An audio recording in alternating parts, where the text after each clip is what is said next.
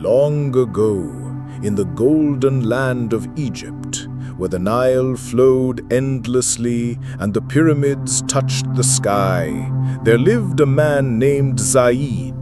He was honest, hard-working, and loved by many. His job was to oversee workers who built great monuments for the pharaoh. Zaid never kept more than he needed, and he always treated the workers with fairness. Zaid had a childhood friend named Malik. They grew up together on the banks of the Nile, fishing and dreaming of great futures. But while Zaid's heart was pure, Malik's heart was greedy. He wanted wealth and power more than friendship. Still, Zaid trusted him deeply, for he believed their bond could never be broken. One day, the pharaoh announced that a new temple must be built for the gods, greater than any before. The walls would shine with gold, the pillars would rise high, and the people would come from across the land to worship. Zaid was chosen to lead this sacred project because of his reputation for honesty and skill. The pharaoh said, "Zaid, you are my most loyal servant. I place this work in your hands." Zaid felt proud but humble. He knew it was the greatest honor of his life. Wanting to share the blessing, he brought Malik into the project.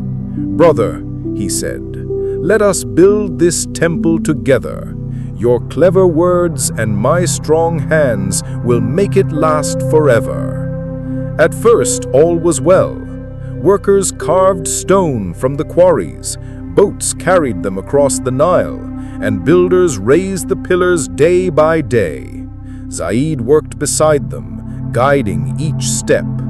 The people respected him, for he was fair and kind. But Malik's heart burned with envy. He watched how the workers loved Zaid. He saw how the pharaoh praised him, and he thought, "Why should Zaid have the glory while I stand in his shadow?" Quietly, Malik began to steal. He took gold meant for the temple and hid it in secret jars. He kept food and supplies for himself, while the workers sometimes went hungry. When Zaid noticed missing goods, he asked, "Brother, do you know where these things have gone?" Malik smiled smoothly. "Perhaps the river thieves have taken them. We must be careful." Zaid believed him. His heart was too honest to suspect betrayal. As the temple grew, so did Malik's lies. He whispered among the workers, saying Zaid kept more pay than they received, saying Zaid cared only for himself. Some began to doubt, forgetting all the good Zaid had done for them. Then Malik went to the pharaoh's advisor. With false tears he said, "My lord, I fear Zaid is not loyal. He steals gold and hides it. I have seen proof with my own eyes." The advisor demanded evidence, and Malik produced a jar of gold he himself had stolen, but marked with Zaid's name.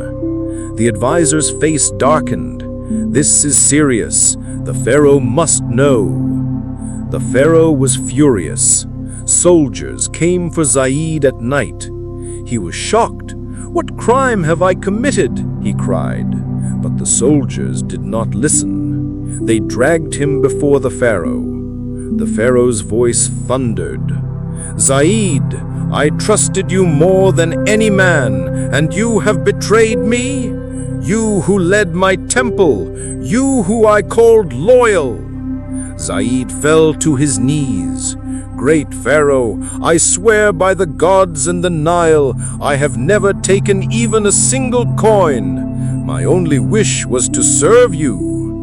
But Malik stepped forward, pretending to be sorrowful. "My Pharaoh, it pains me to speak against my friend, but I saw him with my own eyes. He has betrayed you." The pharaoh, blinded by anger, ordered, "Send Zaid to the desert prison. Let him taste dust and chains for his treachery." Zaid was thrown into darkness. Years passed. His body grew thin, his skin burned by the desert sun, but his spirit remained strong. He prayed each day that truth would rise like the Nile after the flood. Meanwhile, Malik took Zaid's place. He commanded the workers, but unlike Zaid, he ruled with greed. The temple was finished, but it lacked beauty. The stones were crooked, the carvings lifeless. The people whispered that the gods were displeased. Then came the year of the great Nile flood. Waters rose higher than ever before. The ground shook and part of the temple collapsed. The pharaoh demanded answers. An investigation began, and slowly the truth came out. Workers who once feared Malik found courage. They confessed his lies, his theft, and how he had planted false proof against Zaid. The pharaoh's anger returned, now burning against Malik. "Bring Zaid from the prison at once," he commanded. When Zaid appeared, he was older, scarred, but his eyes still shone with honesty. The pharaoh bowed his head. "I wronged you, Zaid. I believed lies and punished an innocent man. Can you forgive me?" Zaid looked at Malik, who now trembled before the throne. He said, "Betrayal cuts deeper than any blade. I trusted him as a brother, yet he sold me for gold. But truth cannot stay buried. Lies always fall." The pharaoh restored Zaid's honor and gave him riches. But Zaid lived simply, for he no longer cared for wealth or titles.